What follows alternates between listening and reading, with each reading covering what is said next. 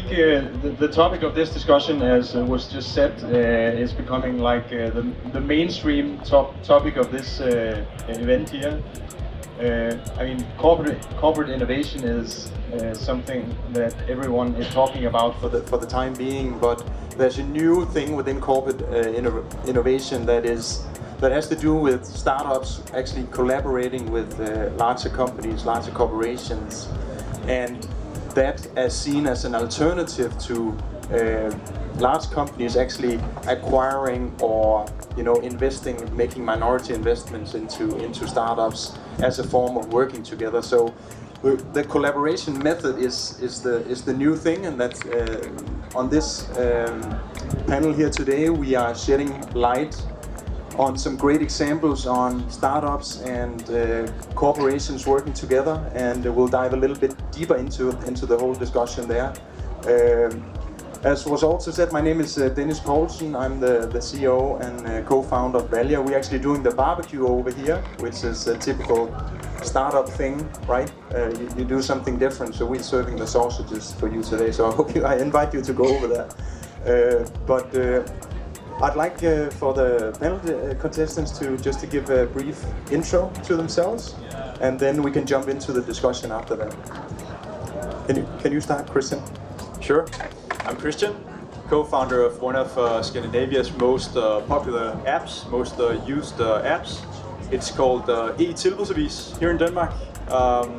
In Scandinavia, generally it's called ShopGun. And we help people plan their shopping and find deals that match what they're looking for. We're 35 people now working out of Copenhagen and have entered into two quite big strategic partnerships with some huge companies here in the Nordics. Okay, hi, my name is Michael Hanf. I'm all the way from faraway Helsinki today here just for Tech Barbecue. I'm the CEO of a company called Taival Advisory. Taival is Finnish and means adventurous journey. The company is 18 months old. We have set out to revolutionize the consulting industry, as after I've been working 16 years with one of the big players in that field, we realized exactly for the reason of innovation, of fast-moving new trends, of startups popping up everywhere, there needs to be a new way of advisory services. And my name is Lars Vestergaard. I work for Oracle, and actually the title has changed since the beginning of this event yesterday. I'm no longer the one that has a passion for startups, that has the pleasure of working with Oracle on startups. I have actually now taken on a job selling Oracle startups in EMEA to all of Oracle's largest customers. So it's a new role that has emerged out of some of the work that some of my colleagues and myself have been doing. Very, very interesting work working with startups, but we think that now that this commercialization, going to our largest corporate customers and selling what these startups can do matters, and that is my new job as head of that EMEA. Well, congratulations with that, Lars. That sounds very exciting. So I think we could open up the panel here by asking a question to you, Michael. I know that you like to see, corporate innovation from, through the lenses of an ecosystem. Because if you look at the ecosystem play, the idea is to bring together companies in an ecosystem so that they can collaborate and bring more value together. There was a guy not long ago telling me that, or asking me if I had read the book The Art of War, and I said no, I had not. And then he explained to me, well, it has to do, one of the things they said in the book was that when you go to war, you don't go alone, right? So that's the whole idea of partnering up. So can you give some examples on your view on ecosystems and the collaboration? Sure, thanks. So we work a lot with companies of different sizes, and what all are struggling with is innovation. How do you manage innovation? How do you drive innovation? And there's different schools of thoughts there. You either integrate innovation into your core, or you basically do it at the periphery. And most companies struggle with doing innovation in their core, because very often new innovative ideas are just killed by the mainstream that feels threatened by the new ideas. So to build an ecosystem around the core very often helps to have new innovative impulses that come into the organization, develop new ideas with startups or with other ecosystem partners, while at the same time protecting these ideas and let these ideas grow and flourish before you then bring them into the core. You hear a lot about innovation labs, innovation initiatives, and all of that. They're great. And venture capital, many companies have venture capital arms.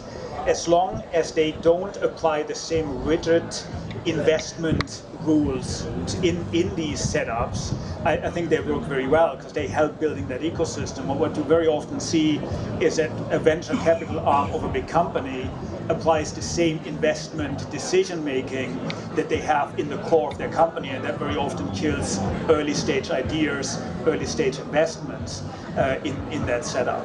So I think the ecosystem provides a maximum of flexibility while still integrating the innovative powers of the ecosystem of startups, of other partners into the corporation so that you can translate that into the core of the company.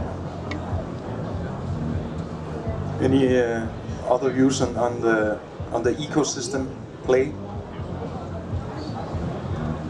If I should add something in terms of working with startups, and then whether it's a Microsoft or an SAP or Google or an Oracle or anyone like that, we definitely have to realize that we are not part of this journey of reaching customers on our own. There's always another component to the ecosystem. You mentioned earlier you'd worked for Accenture, and what I find quite interesting is to see how the startups are handled by these large system integrators or management consultant agencies, because they do want to take part of it.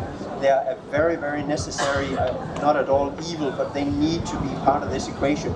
And that is a language that very often startups don't understand.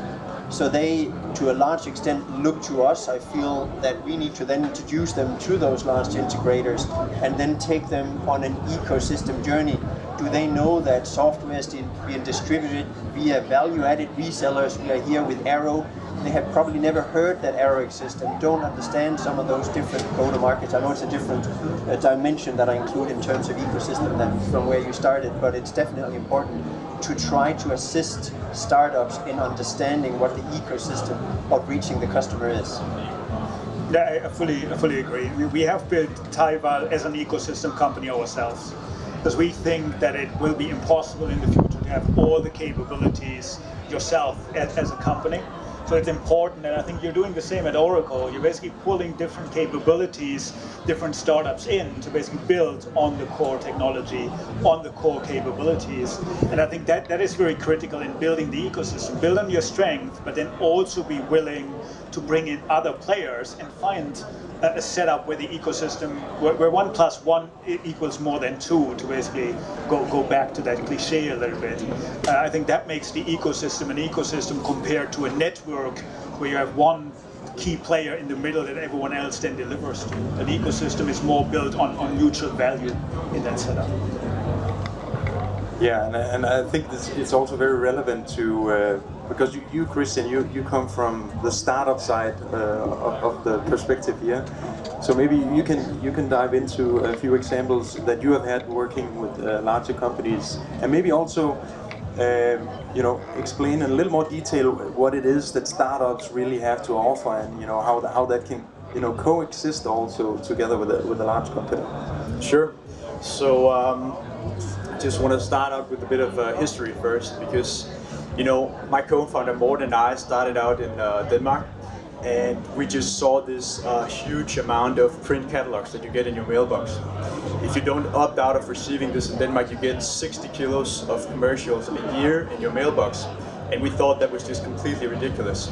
And we saw that it was the big, postal companies, some private companies as well, shipping this to people, and we really saw them as our biggest enemy. So we wouldn't want to cooperate in any way with these organizations. But then as we grew bigger, we just realized that growing outside of Denmark, where we started, might actually paved the way for partnerships with the organizations we saw as our enemies. So the big postal companies, you know, outside Denmark, where we launched these partnerships, they really had the sales, and they had the sales going since maybe the 1960s, whereas we had no knowledge with the new countries. But on the other hand, we had a really strong product. And I think that paved the way for a new view on these companies. So I think a lot of times there might also be some misunderstanding between are we really enemies or could we actually work together? At least that's what it shows in our case. Yeah, that's. I mean, Lars, from the perspective that you have in Oracle, I mean, from my own perspective, I'm really impressed with how Oracle is actually approaching startups in the way that you are working. I mean, you seem to be very hands-on and very you know, acting almost agile as a startup alongside the startup in that collaboration. Can you elaborate a little bit on how it is that you do this in Oracle? I think most corporates would have individuals that have a set task and this is your set area of work. I guess I've been lucky to be able to shape that direction that I want to take the work in, and that has included working with startups. But that has not been an easy journey. Some of you may work for large corporates where there is a personal relationship and some personal trust at a corporate grade type affiliation. You then bring in a startup. How can they enter that meet the parent circle of trust? How can you vouch for someone that to that large corporate can actually meet whatever needs to be there in qualification for security and whatever have you? That takes personal relationships, and I think if anything that I should recommend or bring to the table is that the startups that I have seen working well with us at the moment are those that are derived of a very deep personal trust. We're almost at a let's go and have dinner at each other's houses point of view, but we need to build some understanding that can be entered into that ecosystem circle of trust. And sometimes you need to step out of what your corporate hat really is intending you to do. I need to go steps that probably if I look back to Larry Ellis in the US, he wouldn't always appreciate, because now I've done something that in your world of growth hacking, no, we can't do that. We shouldn't be doing that. And ever so often you need to start discussing customers ahead of a salesperson actually knowing that you are now discussing with a startup, how can we jointly target that customer? So without framing it too much in big corporate policies, then you have a much better chance of working agile with those startups, and you need to be gutsy ever so often in that respect. That is, I think that's so spot on, because if you think about, if you use the Tinder metaphor, right, for the partnership, finding partnerships in between startups and larger corporations. I mean, it's not normal when you go out on the first date that you get married instantly on that date, right? It's that's not the way to do it, right? That seems a little bit too panicking, right? So isn't that what, you know, creating that collaboration journey is all about? As you just said, learning to know each other, learning what each of the, you know, parties represent and what are the synergies and all of that. I think it's quite interesting talking about Tinder and talking about how you mentioned, Dennis, to do something different. And I thought I would bring maybe a different perspective to this as well, because this is basically, I think, the older dating the younger. So I went into to Google and searched for benefits of dating a younger person. And I thought I'd just share those benefits with you, because I think they can tell quite a bit about startups working with corporations as well. So okay, so first benefit here is that you may be more likely to find love dating a younger person. It might be hard for the older to renew him or herself. And for the older, dating someone his or her own age might be uninspiring, working with other corporations, in other words. And the younger might be more fresh and represents a new take on things. So second benefit is that you get a boost of energy as the older. And you know, new stuff is happening all the time with the younger. It's just the nature of the younger. And the younger may bring some fresh perspective to your thinking. And I think that's also really true for corporations working with startups. And third benefit is that you may enjoy better sex dating a younger person. And I think that's also true to some extent if you think about this as business. You know, working with the big corporations, we see that they have a lot of experience, and we basically have the good-looking product, in a sense. So I think that's also how we look at it, and I agree completely with Lars that the personal relationships are really important. I think that's what really makes the difference. Just cut out all the business, focus on these relationships as well. Maybe to add to that, I think the key thing, and exactly also in that list you just went through, it's really thinking about the joint value proposition. And I think that's sometimes where it breaks. Where the big companies come in and they basically are just looking for this boost, this kick that they get out of the startup. And the startup is there to basically help their employees to be more satisfied with their jobs because they're now also part of the startup world. And then on the other side, the startup goes there and says like, oh yeah, that's where the money is. Naturally, they need to open up the sales channels for me and they need to open up all the doors for me. I think it's always about a joint value proposition. And that's one of the key things we've been discussing both with startups as well as with many big companies, with many stock listed companies that we're working with. That it's really about creating this joint value proposition. Both sides need to win. Both sides need to have the feeling that they're actually getting something out of that relationship at the end of the day. And then the cooperation between the startups and the big companies can work very well. And it can also go a very long way when it really is built on trust, as Lars said, but also on a joint value proposition and a joint value understanding. So I think that is one very critical element. But the personal relationship alone doesn't do it. In that collaboration with startups, I often find that I need to defend internally, unfortunately, to my colleagues, why this startup. So competition was mentioned before in terms of the media and the advertisement you receive. I work very closely with a chatbot vendor called BotSupply. I met them in a meetup, so by all means go and be part of the social scene. That's how you engage with the interesting people. We associated them with the startup scale-up program we have. They have their own chatbot solution. I have my own chatbot solution, but obviously the beauty lies in how we can co-create and somewhere in the middle. But I have colleagues that will continually focus on their competitor. Why do I need to sell them? My job is at Oracle and I need to sell this. This sounds harsh, but that is what a lot of the work that in corporates go on. You have a lot of people that are used to it for 30 years or 20 years or 10 years to think like that. So the role within corporate is to change ourselves, and luckily I suppose I have the possibility to try to be that vehicle within Oracle to make those people that take the old-fashioned approach change their mind. But that is by no means an easy task that is happening overnight. So that's where the successes of that co-creation, of the first wins, the buzz of actually doing that comes into play, and the whole company starts to talk about these bot supply guys are doing something great. I look forward to working with the next 20, 30, 50 bot supplies.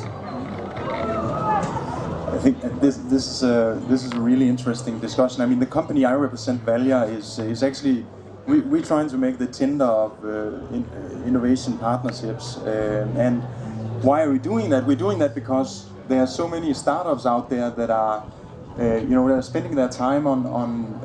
They think the only way to get moving is to go out and raise funding, right? Because if you don't have funding in your company, you have to close your company. Which is not a good thing, right? So one of our missions is to help more startups succeed by introducing them to large corporations that they can partner up with and get business going with, right?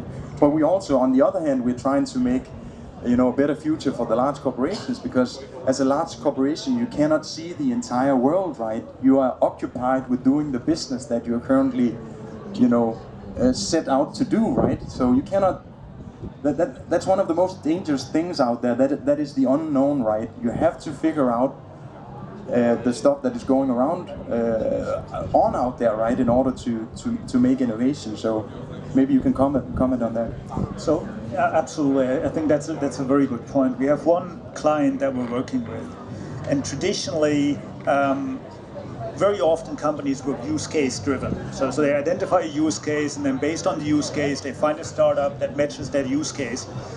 And with that client together, we turned that around, because we said exactly, you might not know the use case today. You might not understand what's possible out there, and their focus was specifically on AI.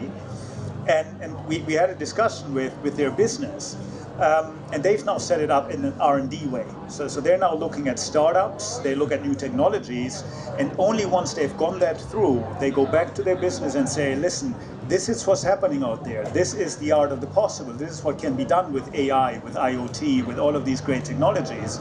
And then you have very interesting discussions with the business, where people in the business basically don't believe what's possible out there. And I think that is very, as Lars said, as you said, Dennis, it's learned behavior. So we have trained companies for the past 100 years to be efficient as possible, as focused on optimal production as possible. And now all of a sudden we ask them to be innovative, to basically do new things, to go out there and explore. And it's very difficult. It's very difficult to unlearn learned behavior. And I think that is also part of the change journey that everyone needs to go through in the way. We spoke about retail earlier, which is one of the most traditional industries, and they're going through that transformation at the moment as well. Do you have some examples on that? I mean, have you seen your company come in and work with a large company, and then seen you actually moving change or contributing change to these? Yes, definitely, definitely. And I think a big part of the motivation for one of our biggest partnerships with the Norwegian Postal Service, which is a company of 20,000 people and we're 35, is basically that we come in with a fresh take on things. We come in and we, educate their staff to a big degree in what we do, and I think they can really use that to freshen up a lot of things internally. And I think, Dennis, just back to what you asked about in terms of funding and what route you should kind of take from there.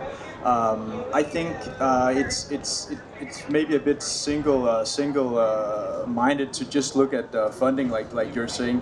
I think for us it just opened up our eyes when we saw the possibilities launching into a partnership. And we hadn't really considered this before, but it was actually the big, corporate reaching out, and then we kind of changed our mind. So I think it's really important to be out there talking to the startups, like a lot of you guys are doing today as well. And I think what you said is absolutely spot on. The traditional model of competition, partner, customer is just blurring. We have many companies that we would have traditionally seen as competition, because they're also doing advisory services. But we're actually nowadays working together with them, so they're one of our core partners in many areas, and they're our customers at the same time. So you start mixing up these roles a lot, and that opens up completely new possibilities, completely new ways of approaching an ecosystem and setting up an ecosystem. I think we'll try to wrap up here, so we can maybe ask questions from the crowd for the last 5 minutes here. Yeah, we actually had a question from the Slido, which goes, is there room for collaboration outside the ecosystem play? I guess it depends on how you you define the ecosystem. So an ecosystem will continuously evolve over time, so it will not be static. That's the nature of an ecosystem. There will always be new players come in, players go out. So from that point of view, yes, there will definitely be a possibility in a vibrant ecosystem to continuously change the players. So there is actually no outside or inside. It's just a continuous merging and emerging in that sense. Are there any other questions? Yes? So the question is to the corporate side. You shortly touched upon mindset. How important do you think is changing mindset and culture internally for successful collaboration startups, and what kind of efforts are you making? The culture is hugely important because it can't just end with we are good friends and we have dinner, there's 3 of us and we can all raise our left hand and tap each other's shoulder and we're all good friends. It has to be expanded beyond that, and what I generally find is that money rules. Some people call it coin operated. So if you need to make a startup a success within a large corporate, there's got to be somewhere the money has to be shown, the money has to be seen, what's in it for me, that type of mentality. So you have to help act as an interpreter between what are those capabilities, what is that new innovation, why does my big bank, the one that I sell to, why does the fact that a startup works with a corporate and I can shine by somehow without selling, I'm not necessarily making money on the first day, that's not how it works, but how can I help make that relationship that I have with that large end customer better by being a facilitator. And I've challenged our salespeople by, you have to be at Tech Barbecue, because if you work in finance, if you work in healthcare, how can you be serious about your job and next week go and have a meeting with someone large corporate in that area without having been here, without having had your fingers in the ground and understood what's going on? Unfortunately, they're not all listening. So I have to help them on that journey. I have to bridge that between the startups and the end customers. How can you gain value? And does there have to be money involved? Not necessarily, but it definitely helps. Maybe to quickly add to that, we work a lot with big companies, and we work in the management and strategy space. So we start from the strategy process, and what happens very often today is that strategy culture is done in an ivory tower. It's done somewhere over 6 weeks, 6 months, and then at the end the CEO comes out and says, this is our strategy. Now the whole leadership team, the whole organization, go out and talk to startups, because that's our new strategic goal. What we do is we work together. So that's why we call it agile co-creation. We work together with the whole organization, from the C-level to the operational level, to create that strategy, to create that culture all the way through. And we involve out of our ecosystem startups and other players to create that culture continuously, instead of just saying like, okay, now startups is the culture. The other thing, it needs to be in the targets. As Lars says, people have to see their own incentive in doing that. So you need to anchor it in the management KPIs, in the targets that you set for the people across the organization. To wrap it up.